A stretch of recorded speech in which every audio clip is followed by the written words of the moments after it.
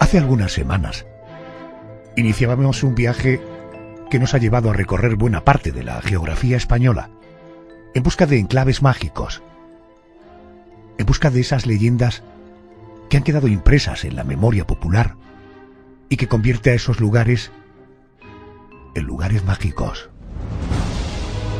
Esta noche, una vez más, salimos a las carreteras para encontrarnos de frente con el misterio en rincones tan especiales como pozos encantados, cuevas habitadas por siniestros seres, bosques donde habitan brujas y demonios, santuarios que son el territorio de ninfas o de viejos dioses, piedras que proporcionan fertilidad, cuerpos incorruptos y enclaves donde curar a los endemoniados. Son lugares que se han convertido en el centro de la diana de los amantes del misterio y de lo sobrenatural. Rincones donde lo imposible se hace posible, donde dicen que aún suceden acontecimientos asombrosos desde hace siglos y milenios. Vamos a continuar nuestro viaje por la España mágica, donde habrá una apariencia que, con independencia de la realidad, seguro que nos va a hacer pasar un rato entretenido aquí en la radio.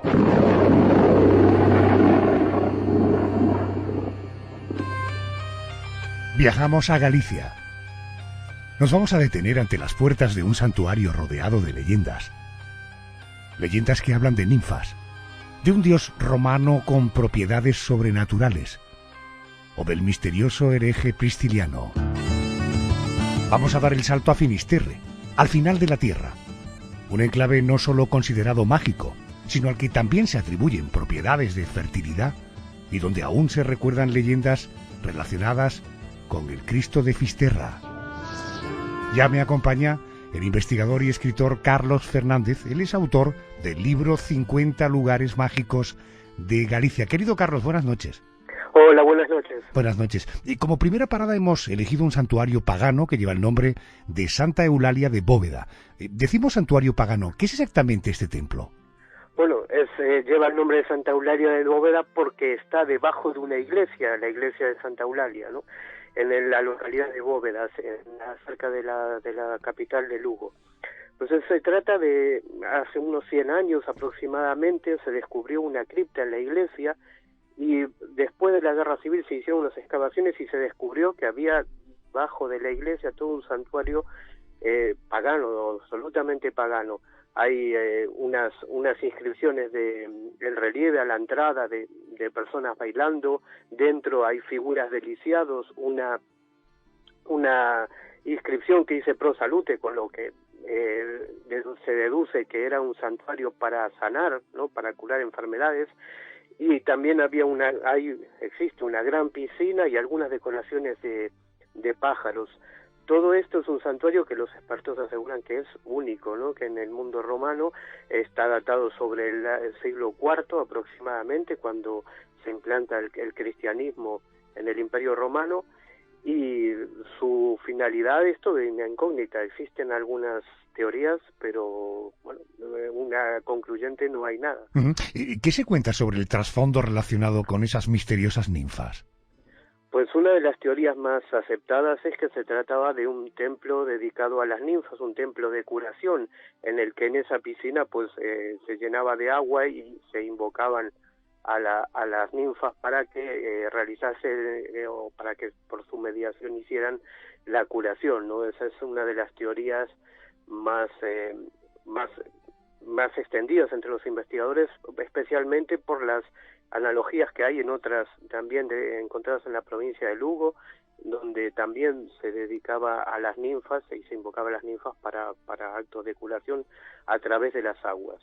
Carlos, y de ese hereje prisciliano que al parecer tuvo mucha influencia en Galicia, ¿no?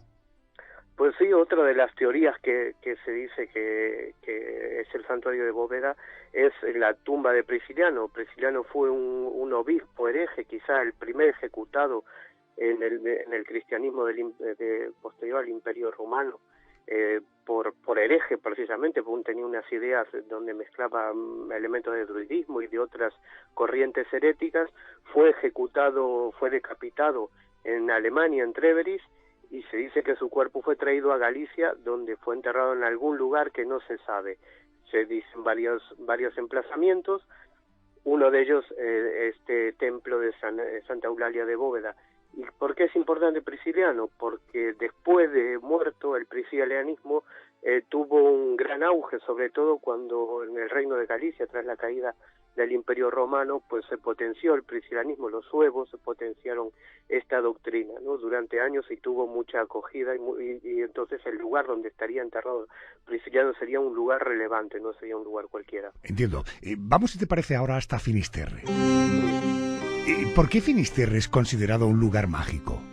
Bueno, para todo el mundo antiguo, europeo e incluso parte de Asia, era una especie de Meca, era el último lugar donde el sol se sumergía tras las aguas, y más allá de allí estaban pues las islas míticas de la eterna juventud o el paraíso.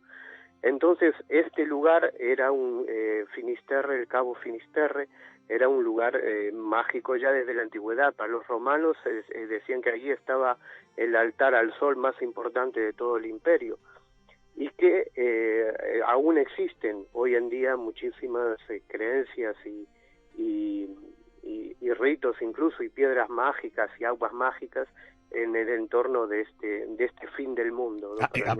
Hablando de ritos, háblame sobre los rituales de fertilidad que se realizan en el entorno. Pues sí, desde hace siglos, está documentado desde hace siglos que en una ermita destruida, que fue destruida por una de los numerosos piratas que andaban por estas aguas, la ermita de San Guillermo, que está muy cerca del Cabo Fisterra, pues allí hay una piedra atribuida al ermitaño que habitaba esta pequeña ermita, de la que hoy quedan solo los cimientos y una tumba. Pues sobre esta piedra se realiza un rito de fertilidad que ya, como digo, está documentado desde hace siglos, y aún hoy en día se sigue haciendo, en el que la pareja que desea tener descendencia pues tiene que consumar el acto sexual allí en esa piedra, en esa tumba hoy en día, y pedirle, por supuesto, la parte religiosa, pedirle al santo que traiga esa descendencia. Caramba. Existe también una curiosa leyenda relacionada con el Cristo de Fisterra. ¿Qué tradiciones se cuentan sobre esta figura? Sí, también en el propio cabo, a pocos metros de donde está este fin del mundo, está la iglesia que acoge al Santo Cristo de Fisterra, un referente de la fe en toda esta comarca. Y hay una leyenda que no es muy diferente de otras leyendas, pero vinculada al mar, sobre el hallazgo de esta imagen, y es que un barco que estaba a punto de naufragar en las costas de la Costa de la Muerte, un lugar donde frecuentemente hubo más naufragios, pues estaba intentando esquivar el temporal y no lo pudo hacer hasta que él se liberó de una caja. En la caja, cuando lo hizo, continuó su viaje, pero la caja llegó a la playa y traía la imagen de este Cristo, ¿no? Que se interpretó como que quería quedarse allí, quedarse en este lugar del fin del mundo, y allí se le construyó una iglesia para su honra. 50 lugares mágicos de Galicia, lo firma Carlos Fernández. Gracias por atenderme, buenas noches. Buenas noches, un placer. Viajamos hasta Cantabria. En esta tierra tan especial, encontramos lugares y personajes que son absolutamente asombrosos. Vamos a descubrir las oscuras y profundas aguas de un pozo, supuestamente habitada por cadáveres. Unas aguas usadas por la gente del entorno para pedir deseos y para vaticinar cambios en el tiempo meteorológico. También nos adentraremos en una cueva donde habita una especie de dragón que tuvo aterrada a la población hasta la llegada del apóstol Santiago, quien, a lomos de su caballo, acabó con la vida del temido cúlebre. Me acompaña Fran Renedo, es autor del libro 50 lugares mágicos de Cantabria. Fran, muy buenas noches y bienvenido a la COPE. Hola, muy buenas noches, Adolfo. Encantado de estar ahí con todos vosotros. Vamos a desplazarnos, si te parece, al municipio cántabro de Rumoroso. Si salimos del casco urbano y nos adentramos en una zona de bosque, nos encontramos con un pozo, el Pozo de Tremeo. Hay quien dice que proviene del latín temible o tembloroso.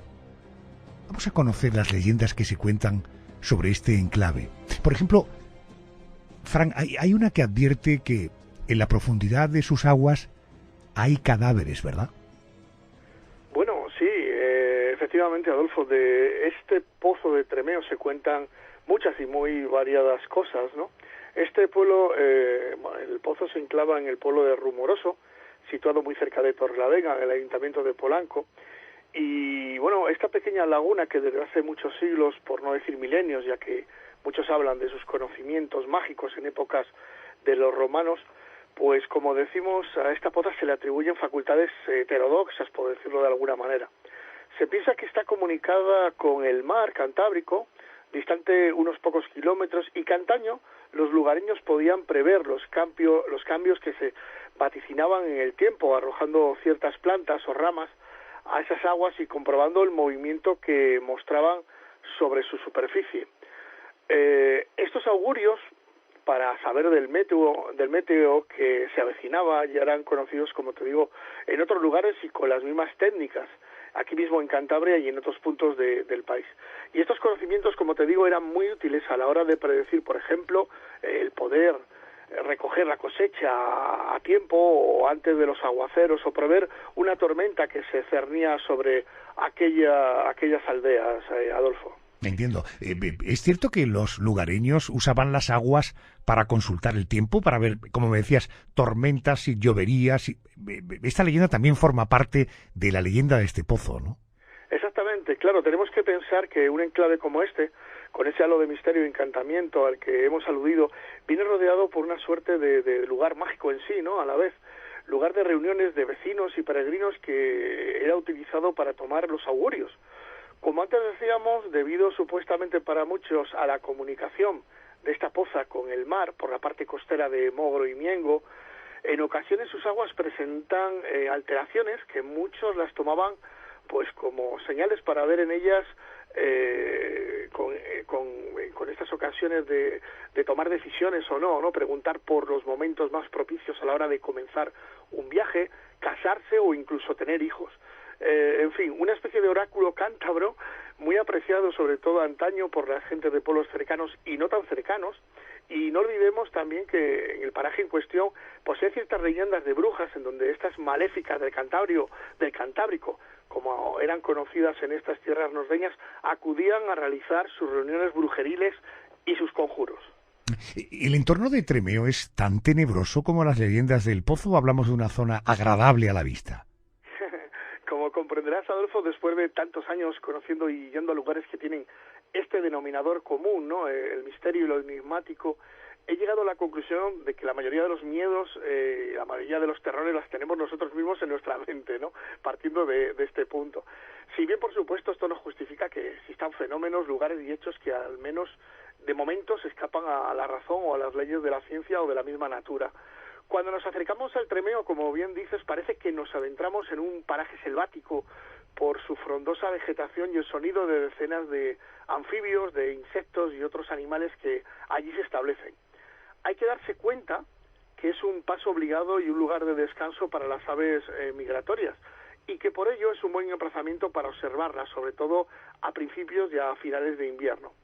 El origen de su nombre puede venir, como antes apuntabas ya, del latín tremere, que significa temblar, o tierra temblorosa o movediza, cosa que en verdad ocurre porque es muy difícil llegar hasta su ribera, ya que a su alrededor, además de la exuberante vegetación que parece protegerlo de visitantes forasteros o de miradas extrañas, existen humedales y tierras movedizas, de ahí el latinajo tremere, tierra temblorosa, que nos puede acarrear, si, como te digo, nos adentramos en ese lugar sin conocerlo, pues un serio disgusto si no sabemos dónde pisamos, ¿no?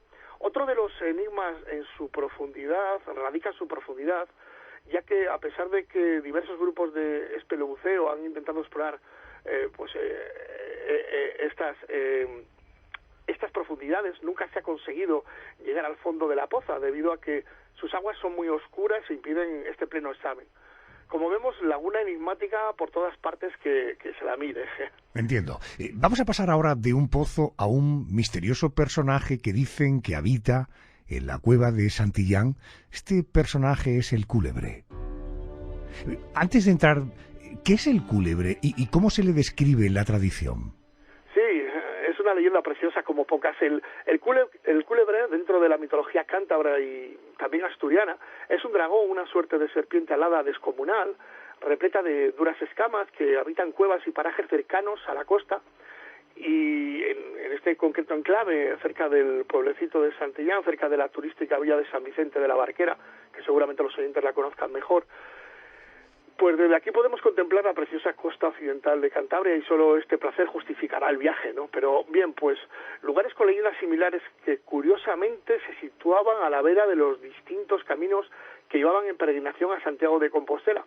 Quizás esta disposición de leyendas con criaturas monstruosas, acechantes, cerca de los lugares que debían ser transitados por los devotos peregrinos, venían dadas a modo de relato ejemplarizante, ¿no? Teniendo a la figura de tal dragón como representante de lo maléfico, de lo impuro, para que el peregrino de turno, como decimos, no se alejara de su camino espiritual y cayera en los pecados y en la imperfección. ¿Pero qué actos realizaba para que fuera tan temido? Porque tengo entendido que el Cúlebre tenía aterrada a la población del entorno, ¿no? Eso es, al parecer este Cúlebre, Adolfo, el Cúlebre de Santillán, que vivía en esa cueva cercana, tenía la molesta costumbre o la molesta manía, ¿no?, de llegarse hasta el pueblo y dar buena cuenta con su vorágine apetito de varias doncellas de la aldea. O sea, que se las comía. Se las comía placenteramente el hombre. Hasta que en cierto momento, pues viendo el estropicio que realizaba entre el paisanaje, se llegó a un acuerdo con él por el que se le proporcionaría una vez al año a una muchacha del lugar, a cambio de que no realizara las pillerías y los daños al resto de las gentes, ¿no? Ah, sí. Es una decisión muy civilizada. Hay una leyenda que relaciona el Cúlebre y el apóstol Santiago. ¿Qué cuenta esa leyenda? Pues sí, como estamos diciendo, después de esta disposición, después de este acuerdo, ¿no?,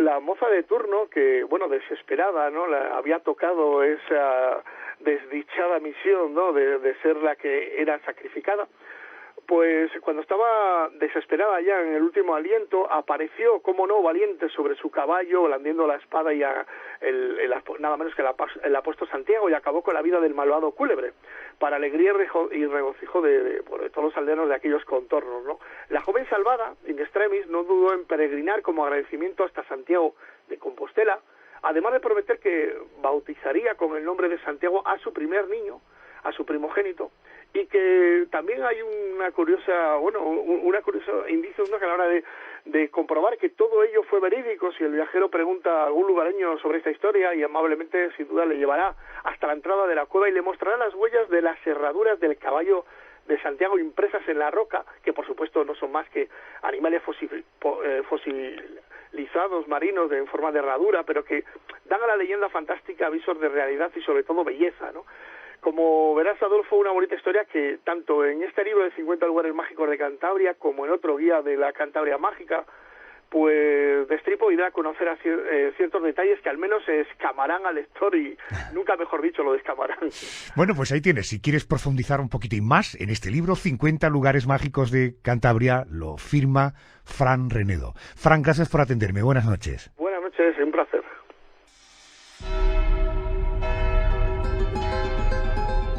Vamos a viajar ahora a la Comunidad Valenciana. Allí nos espera un viejo santuario del siglo XIV que está construido en lo más profundo de una cueva de Castellón. Si decimos santuario de Balma, quizá no lo relacionemos con elementos misteriosos. Pero si mencionamos su otro nombre, Santuario de los Endemoniados, la cosa cambia.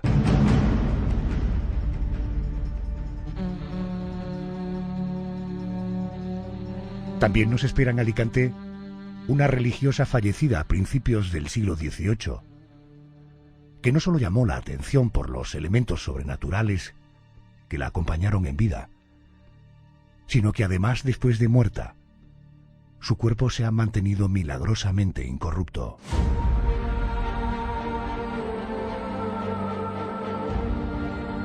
Hablemos de lugares mágicos de la Comunidad Valenciana. Jorge Sánchez, investigador y escritor, muy buenas noches. Hola Adolfo, muy buenas noches. Existe un viejo santuario ubicado en Castellón, concretamente a pocos kilómetros de Zorita del Maestrazgo, conocido como Santuario de la Balma. Su origen es el de muchos otros santuarios y el de muchas ermitas, una especie de encuentro sobrenatural de un pastor con la Virgen. ¿Qué es lo que se cuenta de ese encuentro a principios del siglo XIV que dio origen a la creación del templo? Pues es curioso, Adolfo, porque además, como tú bien dices, esto es una historia que se repite. Encontramos otras muchas cuevas, porque Balma significa del céltico exactamente eso. Balma es un abrigo o una cueva en las que las apariciones marianas pues han tenido lugar a lo largo y ancho de la historia, ¿no? Y en este caso también se repite el estereotipo, y es un pastor de la época, alrededor, si no recuerdo mal, 1308 aproximadamente, pues tiene un encuentro con una aparición de la mismísima Virgen. Este pastor, al parecer, según cuenta la leyenda, ahí tendríamos que entrar, como bien sabes, en ese separar el grano de la paja, porque el folclore que van haciendo las generaciones siguientes, pues lo hace un poco complicado, ¿no? El tratar de descubrir ese tipo de elementos de las historias. Pero bueno, según cuenta esta misma, pues este pastor era manco. Después de esa aparición, pues la Virgen le devuelve, al parecer, supuestamente, el miembro amputado, y en pago, por así decirlo, entre comillas, pues le pide, le solicita que edifique allí en la cueva el santuario, ¿no? Esto parece que se lleva así, se lleva de esta forma, y bueno, es un lugar, la verdad que yo quiero decirte que, dejando la leyenda de lado, es un sitio precioso, hermosísimo, en mitad de la naturaleza, como decíamos, es una ermita, es un santuario que está excavado en la propia entraña de la montaña, y bueno, pues que encierra muchísimas leyendas y muchísimas historias relacionadas con el tema sobrenatural, como tú decías, ¿no? Sí, bueno, de hecho, antes de este encuentro sobrenatural del que me hablabas, he leído que los lugareños usaban las cuevas del entorno para realizar exorcismos, y cuentan que desde la creación del santuario de la Balma, este templo fue usado precisamente para eso, para tratar a los endemoniados. ¿Cómo se realizaban? ¿Qué cuentan? ¿Cómo se realizaban estos rituales y quiénes lo oficiaban? Bueno, Adolfo, decirte antes que todo que aquí tenemos que aplicar el famoso refrán de no todo es verdad ni es mentira, todo depende del color de cristal con el que se mira, ¿no?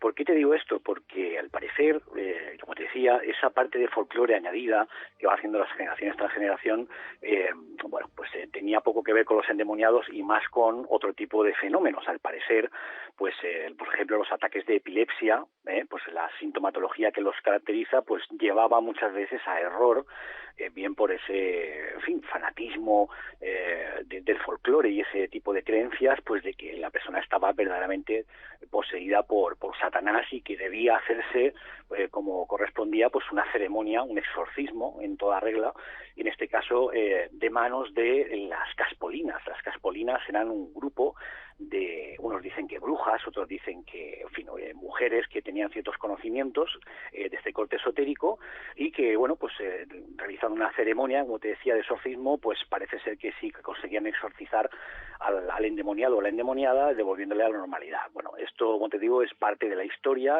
La cara B, por así decirlo, es como te decía, bastante contraria. Pues un poquito cuentan pues que se aprovechaban un poco de la incultura de las gentes, y que, pues para sacar un poco unos cuartos de aquí y unos de allá. Pero bueno, no deja de ser un lugar, pues que, como puedes ver, pues está inmerso en una neblina, en un misterio, en una leyenda, pues que no deja de ser apasionante, ¿no? Entiendo. Tú has estado dentro, en lo más profundo de esa gran cueva. ¿Cómo es aquello por dentro? La verdad es que todos los lugares, como decía, hablamos de los 50 lugares mágicos de Editorial Sidonia, tanto de la Comunidad Valenciana como otras provincias, es una colección, la verdad, que fantástica. Además, déjame decirte, Adolfo, que la editorial tuvo la genial idea de incluir después de cada lugar, para que el lector tenga todo tipo de facilidades, un código QR que se puede escanear para poder llegar in situ justamente al sitio y no perder tiempo en el camino. Eso es muy importante, ¿no? Porque muchas veces no encontramos o erramos a la hora de llegar a estos lugares. te decía esto porque sí es cierto que porque a mí me sucedió, de ahí que tengo que ser humilde, uno no lo sabe todo, ni muchísimo menos, que cuando uno se introduce en este tipo de libros, cuando yo me ofrecí a hacer este libro, yo redescubrí la Comunidad Valenciana, yo redescubrí mi propia ciudad, que en mi caso es Alicante, Valencia y Castellón, provincias de la Comunidad Valenciana, que yo pues en ese ámbito pues no conocía en profundidad, y tengo que decirte que todos tienen su aquel, todos estos lugares que componen este libro, al igual que otros compañeros, como decía antes el compañero anteriormente entrevistado, pues tienen su halo de historia, ¿no? El introducirte en estos lugares, tocar sus paredes, inhalar, ¿no? El ambiente que se respira, nunca mejor dicho, en esos sitios tan especiales, pues bueno, pues nos lleva a esa máxima que digo yo siempre, Adolfo, ¿no? Que no es lo mismo contarlo que vivirlo. Es el caso, supongo, del Santuario de la Balma, ¿no? Sí, absolutamente. La verdad es que, folclore o no, la verdad es que es un sitio, como te digo, mágico, nunca mejor dicho, y que no deja indiferente a nadie, a ningún visitante. Vamos a saltar hasta Alicante. Nos vamos a detener en el monasterio de las Capuchinas. Allí se custodia el cuerpo incorrupto de la mística Úrsula Micaela Morata. Es cierto que, más allá del misterio de su incorrupción, recordemos que murió en el año 1703, dicen que esta mujer era capaz de profetizar muertes. Bueno, no solamente muertes, Adolfo, sino que además se sabe, porque así lo consta también en su autobiografía que me regalaron las hermanas, la Orden de las Capuchinas en Alicante, muy amablemente, pues contaban que incluso se sabe que Carlos II de España, entre otros mandatarios, otras personas de alta alcurnia, pues le pedían consejo para asuntos de Estado, bien de tipo militar o bien de tipo estratégico o incluso político, porque sabían que esta mujer, esta religiosa, pues tenía, al parecer, el don de la precognición, junto con otro tipo de sucesos extraños, ¿no? Sobrenaturales. Como por ejemplo, se la vio, sus compañeras de clausura, pues se la vio en muchísimas ocasiones, en diferentes momentos de su vida, en estado de levitación, a varios centímetros del suelo, al mismo que en estado de bilocación, que como sabes es la capacidad que tiene una persona supuestamente de estar en dos lugares al mismo tiempo. Fíjate que todo esto, en aquel contexto, ¿no? Claro, histórico, temporal, pues lleva a denunciar, a ser denunciada por parte de sus compañeras a la mismísima Santa Inquisición, porque pensaban que todo esto era fruto de Satanás, ¿no? Bueno, pues es una mujer que encierra una historia tremenda, es un cuerpo de los más incorruptos. Ahora, de hecho, puedo confirmarte que hace poquitos me hacía saber una persona que está directamente implicada en el proceso, que está en proceso, valga la redundancia, de beatificación. Va a ser beata en breve, y uno de los cuerpos incorruptos más importantes, me atrevería a decirte, de Europa. Jorge, sobre esto quiero preguntar, porque hace como 10 años se le realizó a Úrsula un laborioso estudio que incluía un TAC, una especie de escaneado de su cuerpo. ¿A qué conclusiones llegaron esos análisis? Pues bueno, no son muy reveladores porque tampoco se llegó a ninguna conclusión, valga la expresión, porque fue exactamente en el 2009 un grupo bastante prestigioso de médicos forenses de aquí la provincia de Alicante extrajeron el cuerpo de la iglesia de las monjas capuchinas y lo llevaron al Hospital Perpetuo Socorro de aquí de la ciudad, y en ese TAC, en ese PEC, que sabemos que es más profundo que un TAC y una serie de procesos médicos bastante intensos, bueno, pues no consiguieron, Adolfo, resolver el misterio, porque fíjate, hablamos del 1703, esta mujer debería ser poco menos que polvo o ceniza, y te puedo garantizar que cuando los visitantes van a ver el cuerpo, bueno, no deja, como te decía antes, indiferente a nadie, incluso llega a conservar casi el 60% de la piel del cuerpo. Sabemos que el pelo y las uñas es de lo último que perdemos, pero en este caso es bastante llamativo, por no hablar que incluso dicho por las hermanas, cuando uno va a entrevistarse allí a ver el cuerpo, que el cuerpo incluso parece que conserva cierta flexibilidad, y es bastante rocambolesco, ¿no? ¿Tú has llegado a verla? Sí, por supuesto, muchísimas veces. ¿Es sobrecogedor verla o no? Hombre, religión aparte y ideologías de cada una aparte, la verdad es que impresiona pues, el mero hecho, como te digo, saber de que cronológicamente hablando, desde el punto de vista de la ciencia, no tiene mucho sentido. Ya digo que tendría que ser prácticamente polvo o ceniza. Y el cuerpo sigue allí presente prácticamente casi intacto, ¿no? Lo intacto lo digo entre comillas. Está pues en una urna de cristal, que es como el arzobispo de Orihuela pues decidió en su momento que se la conservara por ese misticismo, ¿no? Por ese historial que tenía de sucesos de corte sobrenatural. Si quieres profundizar, 50 lugares mágicos de la Comunidad Valenciana. Firma este libro Jorge Sánchez. Querido compañero, un abrazo fuerte, gracias y buenas noches. Buenas noches, Rodolfo, buenas noches.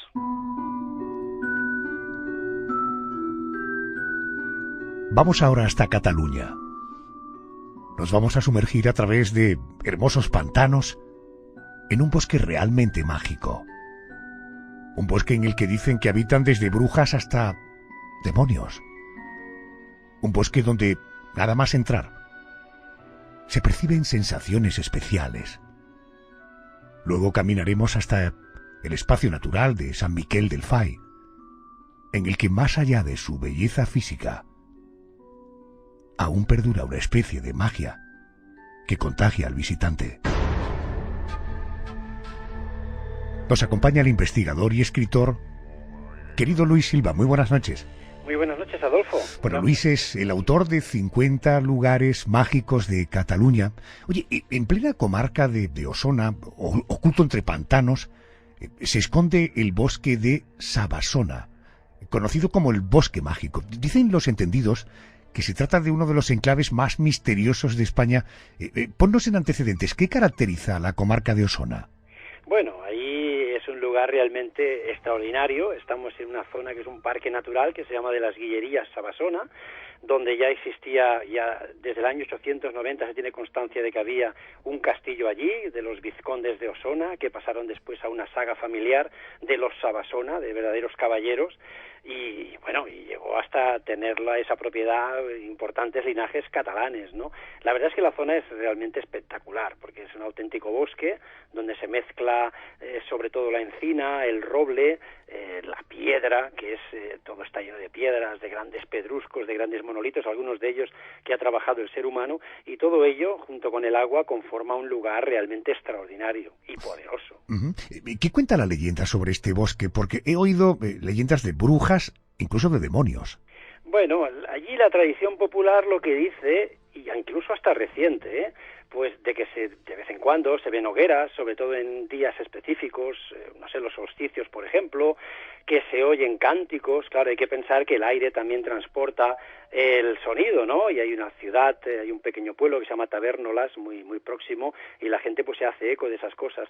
Yo sí que te puedo decir que bueno, estando allí en uno de los primeros viajes, no en la misma zona donde se hace lo que podríamos llamar hoy ruta turística, que tampoco van tanta gente allí porque es poco conocido, parece mentira, aunque sea un lugar especial, es poco conocido, pero he visto restos de hogueras, los he visto yo mismo, ¿no? Como pues hogueras rodeadas de piedras, y bueno, ¿qué hacían allí? ¿Eran simplemente un entretenimiento o realmente se aprovechaba la fuerza que indudablemente tiene ese lugar para hacer determinados ritos? Supongo que la gente lo que veía es eso, esas luces, esos cánticos, y eso pues ya sabes, ¿no? La voz popular pues a veces engrandece lo que tampoco es tanto. También se dice que se hacían aquelarres, pero bueno, todo esto son tradiciones ya muy antiguas. Luis, cuentan que aquellos que visitan el bosque de Sabasona perciben extrañas sensaciones. ¿A qué nos estamos refiriendo?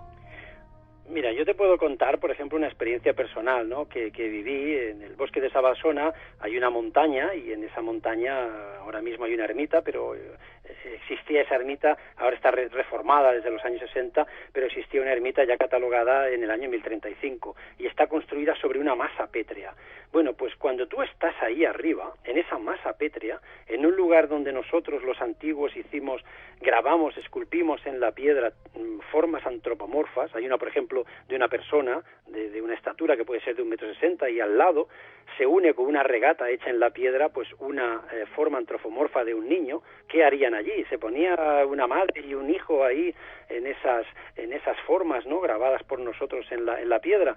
Ahí al lado hay pocetas que se llaman, o cazoletas, ¿no? Algunas posiblemente naturales, pero otras hechas por el ser humano, y además que con regatas se van conectando unas a las otras. Te puedo decir que la percepción que yo tuve la primera vez que estuve allí, en lo alto de la montaña, con una visión extraordinaria, espectacular, de 360 grados, viendo el río, viendo una parte del pantano de Sau, viendo todo el bosque a mi alrededor, me sentía como una persona poderosa. Imagínate además que la primera vez tuve el gran regalo de tener a las nubes bajo mis pies. O sea, imagínate a una persona antigua de hace 3.000, 4.000 años ante esa situación. Debería sentirse como el amo del mundo, estar encima del cielo. O sea, realmente es extraordinario. Hay una piedra que se llama piedra de los sacrificios. Este es un elemento relacionado con la prehistoria, ¿no? Sí, por supuesto. Esta piedra es un enorme monolito, imagínate un dado pero rectangular, de unos 15 metros de alto, unos 10 metros de ancho, que nos dedicamos a esculpirlo, a grabarlo, es decir, estuvimos ahí entreteniéndonos a picar esa piedra y a hacer regatas horizontales. La tradición cuenta que arriba subía el chamán, el brujo, y hacía ritos relacionados con sacrificios. Puede ser verdad o no puede ser verdad, eso es lo que cuenta la tradición. Lo que sí es cierto es que en los años 70 se hicieron excavaciones bajo esa roca, bajo esa mole, y se encontraron dos cuerpos, el cuerpo de una mujer y el cuerpo de un hombre. El cuerpo de la mujer estaba bastante bien conservado, y mira, cosa curiosa, la primera prueba que se hizo en España de carbono 14 se hizo precisamente con los huesos de esa mujer, y lo dataron en el año hace 4.500 años, es decir, del año 2500 antes de Cristo. Se encontró también pues restos de flechas, barro, y si alguien quiere verlo, pues está en el Museo Episcopal de Vic, que está a unos 12 kilómetros de ese lugar. Por tanto, allí los seres humanos hacíamos algo, hacíamos ritos. Es que la fuerza del lugar lleva precisamente a hacer este tipo de actos. Otro lugar lleno de magia es San Miquel del Fai. Dicen que es un espacio natural que alberga un curioso monasterio que la belleza del entorno no deja indiferente a nadie. Realmente es tan hermoso. Joder, imagínate, Adolfo, es que es para estar allí. O sea, imagínate un desfiladero en forma de U, un precipicio, ¿no? En forma de U. En el centro de ese precipicio te cae una gran cascada de agua. Y tú puedes ver ahí cómo cae la cascada. Y fíjate, a la derecha de esa cascada puedes ver otra cascada justamente a los pies de un monasterio. Fíjate, la belleza del lugar, ya solo ver una cascada es impresionante. Pues aquí tienes dos, y aprovechando una de ellas está, que ya te digo que está a los pies del monasterio. Imagínate pasear por ese monasterio y estar junto a regatas de agua que van cambiando el sonido, porque dependiendo de la cantidad de agua que baje, de la velocidad que el agua baje, pues hay una sinfonía realmente, ¿no?, de diferentes sonidos de cómo el agua se va moviendo. Imagínate pasar por una cueva y tú tienes a 2 metros la parte de atrás de la gran cascada que cae del centro del precipicio. Imagínate entrar en una gran cueva donde hay una iglesia, es decir, aprovechamos esa cueva tan grande o incluso picoteamos ahí dentro de la piedra para construir el templo troglodita más antiguo de España, es decir, la iglesia dentro de una cueva más antigua de España. Imagínate ver y comprobar con tus ojos, si te agachas en un determinado lugar y ves a través de una grieta que hay en la roca y ves que dentro de esa montaña hay un lago. O sea, imagínate, todo esto es que realmente hay que estar allí, ¿no?, y percibir esa energía, percibir esa belleza. Wow. ¿Y por qué debemos considerar a San Miquel del Fai como un lugar de poder, como un lugar mágico? Mira, el agua fluye continuamente por allí. Es cierto que hay que visitarlo o bien en épocas de deshielo, cuando pues en primavera, por ejemplo, ¿no?, que va bajando la nieve, porque si no hay agua, pues claro, la cascada con poca agua es fea, ¿no?, por decirlo de alguna manera. No es fea, pero no tiene el atractivo de que cuando realmente cae agua de verdad. Y eso ocurre en el deshielo, ocurre en las lluvias, ¿no?, pues de otoño, ¿no? Entonces, imagínate, el agua fluye por allí, el agua ioniza el aire, el agua choca con el suelo, genera esas nubes, genera esa espuma. Ese chocar del agua, ese discurrir del agua produce, y eso es científico, una ionización del aire, y eso provoca que el aire esté limpio, esté puro, facilite, por ejemplo, la meditación, facilite una buena respiración. Es una naturaleza saludable, y de hecho, fíjate que ya se sabe que en el año 1000, por ejemplo, y antes incluso, había muchos eremitas en esa zona. De hecho, ese monasterio está con ese objetivo, de que la gente fuera allí a meditar escuchando ese murmullo, esa sinfonía acuática del agua, y el entorno bello, ¿no?, la piedra, la roca, los árboles, en fin. Fantástico, de verdad. Eso te iba a decir, estoy disfrutando oyéndote. Bueno, si tienes curiosidad por conocer con más profundidad estos lugares, incluso algunos más, hasta 50 lugares mágicos de Cataluña, es un libro que firma Luis Silva. Querido Luis, gracias por atenderme a estas horas. Bueno, un gran placer, faltaría más. Un abrazo para ti y para tus oyentes. Hacemos ahora un viaje a dos coordenadas mágicas, Aragón y Baleares. En Aragón nos esperan lugares cargados de una magia y de una simbología que, aunque no puedan percibirse a simple vista, muchos aseguran que está ahí y además es bien palpable.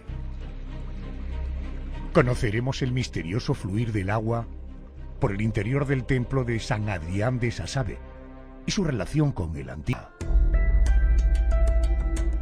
Le he pedido a Carlos Ollés, que es autor de los libros Lugares Mágicos de Aragón y 50 Lugares Mágicos de Baleares, que nos ayude a entender un poquito más de estos misterios. Carlos, buenas noches y bienvenido a la COPE. Hola Adolfo, buenas noches, un placer estar en tu programa. Oye, quería preguntarte, San Adrián de Sasabe, personalmente no he estado allí, pero por fotografías he podido ver que el entorno es realmente idílico, ¿eh? La verdad que es un entorno muy bonito, ya que tenemos que pensar que estamos en la parte más interna, más íntima del Pirineo aragonés. Por lo tanto, estamos rodeados de grandes montañas y de profundos barrancos. Y concretamente, este templo, el templo de San Adrián de Sasabe, está ubicado en uno de los barrancos más abruptos que tiene todo el Pirineo. Cuentan que uno de los enigmas de San Adrián es el misterioso fluir del agua por el interior del templo. Estando ahí donde está, ¿qué hay de enigmático en que el agua fluya por el interior del templo? Bueno, la verdad que esto es una obra de ingeniería, porque estamos hablando de un templo románico del siglo XII. Hemos de entender que el románico, una de las leyes que tiene para sus construcciones es construir lugares muy seguros encima de roca, y sin embargo fíjate, está al lado justo de un barranco y por debajo del nivel del río. Es muy curioso esto. En el siglo pasado, cuando Icón hace las primeras catas para rehabilitarlo, se da cuenta de que este templo está en perfecto equilibrio sobre puntales de madera, algo que es una aberración para lo que es el románico. Pero estos puntales de madera que están en íntimo contacto con los muros del templo van a hacer que se produzca el efecto del agua en su interior. En la época de deshielo, en primavera, cuando el barranco Lubierre fluye gran cantidad de agua, lo que pasa aquí es que el subsuelo se anega todo de agua y estos maderos, por capilaridad, transmiten el agua del subsuelo a las paredes del templo, lo que consiguen que, digamos que por dentro del templo, por dentro de las paredes, fluya el agua y el templo, que tiene un canal alrededor, digamos que lleve el agua todo lo que es por el perímetro interior del templo hasta que lo saca en su exterior. Tú imagínate qué forma de meditar tenían más íntima y bonita esos monjes con ese gorgoteo del agua constante por dentro del templo. Ahora sí que lo entiendo. Claro. Salvando la distancia, ¿es verdad que existen paralelismos entre San Adrián de Sasabe y el antiguo Egipto? Sí, claro. Dentro precisamente de ese templo, en un rincón nada más entrar, veremos un pequeño murete donde todo el mundo piensa que es un pozo, nada más lejos de la realidad. Cuando nos acercamos allí vemos que tiene casi el mismo suelo, el mismo fondo que el suelo de la iglesia, y en el medio hay un agujero. Eso es una especie de una suerte, diríamos, de nilómetro, es decir, por ese pozo o ese pequeño aljibe, lo que hace es, por vasos comunicantes, transmitir el caudal que pasa por el exterior, por el barranco. Así los monjes, sin salir afuera a ver el barranco, el agua, podrían saber qué nivel tenía precisamente en esos momentos el río. Y luego, por ejemplo, otro guiño a lo que es el antiguo Egipto es que más de un obispo en el Pirineo, y concretamente aquí hubo uno, se autonombró como Atón. Aquí hubo un Atón Oriol, un obispo de esta zona, que regía todas estas tierras. Es muy curioso que quiera llamarse como el dios, digamos, que autoproclamó a Akenatón en Telamarna, ¿no? Qué curioso. Vamos de Aragón hasta Baleares. La primera parada de este viaje es la impresionante Catedral de Palma de Mallorca, el monumento turístico más visitado de la isla. Dicen que la catedral fue construida por una promesa de Jaime I. ¿Esto es cierto? Sí. El rey Jaime I, cuando se acercaba a costas mallorquinas para tomar las islas, conquistarlas a los musulmanes, sufren una gran tempestad en el mar, y una de las tradiciones de los marineros de aquella época era prometer que en el lugar donde desembarcaran, si desembarcaban bien, era edificar un templo, y así lo hizo el rey Jaime I. Edificó sobre la antigua sinagoga de Medina Mayurga la catedral que a día de hoy podemos contemplar de Mallorca. Hablamos de la catedral, que además es un mausoleo real, y aquí, más que hablar de misterios, hablamos de una impresionante belleza arquitectónica, pero es que además, en el interior de la catedral y en fechas muy concretas, ocurren unos curiosos fenómenos lumínicos. ¿Qué es exactamente lo que se percibe y en qué días, en qué fechas concretas, de cuáles estamos hablando? Aquí estamos hablando precisamente de la gran exactitud de la matemática que conocían nuestros ancestros allá por el medievo. Bueno, el rosetón, hay que decir, el rosetón principal mide 14 metros de diámetro y es el que, digamos, el que hace o el que realiza este efecto lumínico tan especial, ¿vale? Durante dos fechas muy concretas, que son el día de San Martín, el 11 de noviembre, y el día de la Candelaria, el 2 de febrero, se produce el efecto de luz en el interior, es decir, proyecta una luz al amanecer sobre las 8 de la mañana, que, digamos, incide debajo del rosetón que cae en la pared de enfrente, haciendo una especie de visión de un 8, es decir, el rosetón original más la proyección que queda justo debajo de ese rosetón, haría un 8 perfecto. Pero la fecha equidistante entre estas dos fechas, que es el 22 de diciembre, que sería el solsticio de invierno, lo que consigue es hacer un tubo de luz por el interior, que sale por el otro, el rosetón, el que está enfrentado, y se ilumina por fuera. Se puede ver este efecto tan bonito desde el baluarte de San Pedro. La verdad que la construcción está milimétricamente colocada para que esto se produzca. Me has dicho 11 de noviembre y 2 de febrero, ¿no? Correcto, sí. Vámonos hasta Menorca. A los alrededores de Alaior nos topamos con un pozo que se conoce como Na Patarrá. Bueno, antes de hablar de sus leyendas y de sus propiedades, me gustaría que me contaras algo de su origen, porque hay quien lo sitúa hace más de 2000 años, ¿no? Sí, bueno, aquí sobre esto hay muchísimo escrito, pero sí que realmente los estudiosos lo han digamos, ubicado en la era talayótica, en el que, digamos, dicen que se hizo este pozo para buscar agua en las capas freáticas. Yo, para mí, discrepo un poquito sobre este tema, porque fuentes a nivel de suelo normal había, por lo tanto no tenían que hacer un pozo tan profundo para sacar el agua, ¿no?, de forma natural. Entonces yo tiendo a pensar que este pozo, de alguna manera, y por la obra que hay dentro realizada de él, era para hacer algún tipo de ritualización, no sé cuál, pero algún tipo de ritualización, y además muy especial porque la obra es faraónica. ¿Por qué algunos le atribuyen la vida eterna al agua de este pozo? ¿De dónde viene esto? Sí, porque mira, el 24 de junio a las 12 del mediodía, y gracias a los 80 grados que tiene de inclinación el pozo, el sol incide sobre una pileta que está en lo más profundo del pozo. Dicen que si en ese momento bebes de ese agua, serás eternamente joven. Eso es una leyenda muy, muy bonita, pero es que además dicen que si te excedes bebiendo de ese agua te conviertes en piedra. Y es que cuando vas bajando al pozo a mitad de altura hay un montón de piedras acumuladas que dicen que ha sido la gente que ha bebido en exceso de ese agua por querer asegurarse en la eterna juventud y se han convertido en piedra. Wow. Es una leyenda muy bonita. ¿Has bebido tú de ese agua? No, porque precisamente pasó una cosa muy curiosa. Ese día concretamente, el 24 de junio, esa pileta normalmente está seca, porque al hacer tanta calor ya no fluye agua. Es muy difícil encontrar agua ese día concreto. Ya. Oye, la leyenda habla de 5 gigantes que eran los únicos que en el pasado accedían al recinto. ¿Cuál es el origen de esa leyenda? Bueno, es muy sencillo, pero pasa en toda la península, ¿eh? Cuando nuestros ancestros, y hablo del medievo, por ejemplo, ¿no?, veían una construcción anterior a las suyas, que eran tremendamente grandes o extraordinarias, solamente lo podían hacer los gigantes, ¿vale? Y allí en aquella zona, concretamente en la zona esta de las Taulas, bueno, pues al ver estos monumentos megalíticos tan grandes, no podían otra cosa que pensar que habían sido gigantes los que habían construido todo este complejo tan curioso, ¿de acuerdo? Claro, hablas de complejo porque ¿cómo es el pozo físicamente? Es posible que un oyente se imagine un pozo tal cual, mientras que aquello, por lo que he visto, tiene escalones, tiene una pila para la recogida del agua. ¿Cómo es su interior? Sí. Bueno, está protegido primeramente por un murete no muy alto, tendrá unos 8 metros más o menos, de boca, y tiene, en un lateral tiene una escalera zigzagueante que en unos tramos, sobre todo en la primera parte, tiene algo más de 1 metro de ancha la escalera. Ya están muy desgastados y húmedos los escalones, por lo tanto, si queremos bajar, hemos de bajar con sumo cuidado.